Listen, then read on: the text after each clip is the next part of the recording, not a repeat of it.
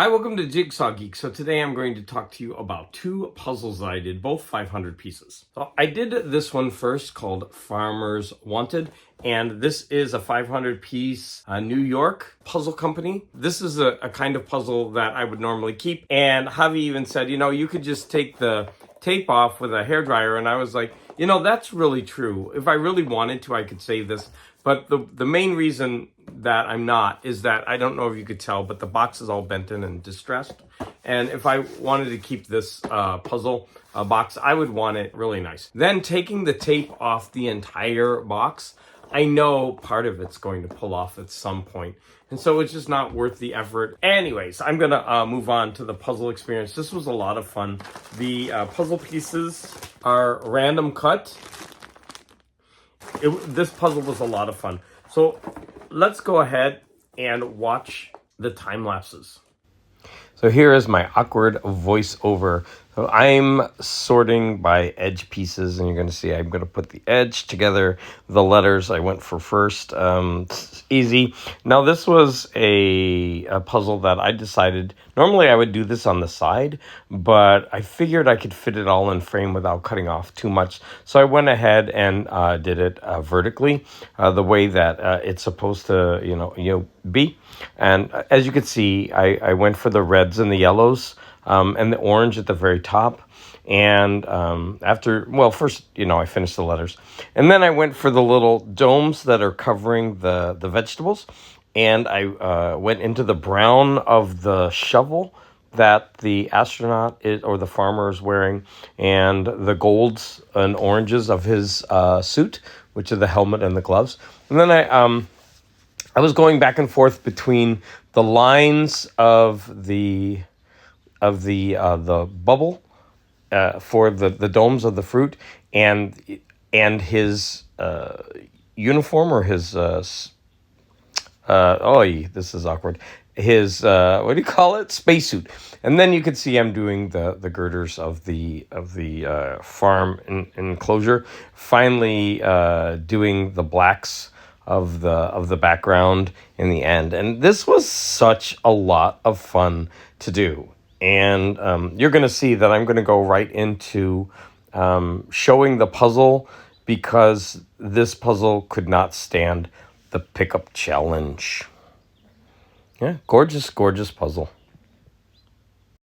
So the next puzzle that I did was this Ashmolean Museum from Oxford and Ren Zhang. I'm going to guess Ren Zhang, Lotus Flower, and Dragonfly. I was attracted to this because I think the puzzle image is stunningly beautiful, and I'm going to stick by that. In fact, I'm actually going to keep this puzzle, and this puzzle box, I already found a place for it on my shelf. I'm going to put this on display. The poster that it comes with is small, but it's very nice. However, I had, from the beginning of this puzzle, I had problems because this has a lot. It's one of those puzzles with a lot of false fits. The fit isn't exactly tight. I thought I was going to have a lot of issues. Initially, I did. And there was a couple times in this puzzle where I had placed pieces in the wrong place. I thought it would be a much bigger problem, especially in the white areas, but it ended up not being as big a problem as I thought it would be. Let's go ahead and watch the time lapse.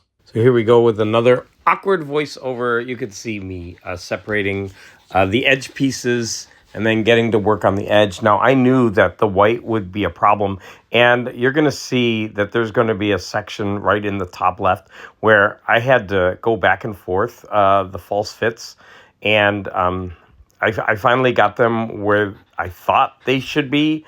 But then, the easiest was to do the dragonfly, and then I was going for the thick lines around the leaves. And of course, I did the thorny. That really stuck out. There's like one line of thorn that leads up to the white. I'm not sure if this is a rose or not, but I'll just call it a white rose that led up to the white rose. And you can see that there's a lot of lines in this puzzle, like the lines in the leaf. And you could see that I jumped. It was taking me so long to do this puzzle that I didn't do it all on camera. I would work on it for a bit, and then I would stop and work on it. And then this is the very end of the puzzle where I thought that the whites would be really difficult because of all the false fits. But actually, this part wasn't that difficult at all. And this is me putting the backing on the puzzle. And unfortunately, I didn't realize, like, you could see like this big spot on the top of my head, but oh well. It's not a bald spot, it's just the way my hair is. I'm talking more about the hair than the puzzle. But there you go. So even though this is a 500-piece puzzle, this probably took me as long to do as a 1,000-piece puzzle. This was a difficult puzzle, and I'm sure that you could agree, though, that this is a really beautiful puzzle in the end. You could go ahead and look at it. It's very regularly cut, but because of the pieces or something, the way they fit together, I don't know, there were so many false fits. And in fact, I don't know if you saw in the time lapse, but I originally had this way up here, and I had put all of these brown pieces in, and I couldn't understand why I was missing a section to connect them. And then I thought, oh, it's because I had this whole section up and I lowered it down and then it fit. You let false fits in this puzzle were not fun. But I'm really glad that I stuck with it because I think this is a gorgeous puzzle. And even though it's a 500 piece, I do have a small binder that I can put this in with a couple other puzzles that I have. At some point, I'm going to have to show that off. So in my effort to continue to free up space, I'm going to go for a puzzle that is in a really large box. And it's this Ravensburger 1,000-piece puzzle. Now, everybody really talks about how they love Ravensburger quality, and I don't think I've ever done a Ravensburger 1,000. I think I've done a 500 before. And I was at the Puzzle Exchange, and the woman who had this puzzle, she said it's not as difficult as it looks.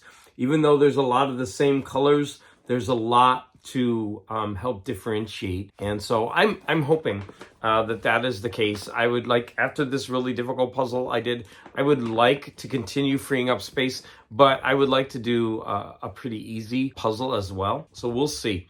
You can look forward to that in my next video. What is the name of this? Japanese Garden Tea House. So as always, I want to thank you for the support, and any comments that you leave are greatly appreciated.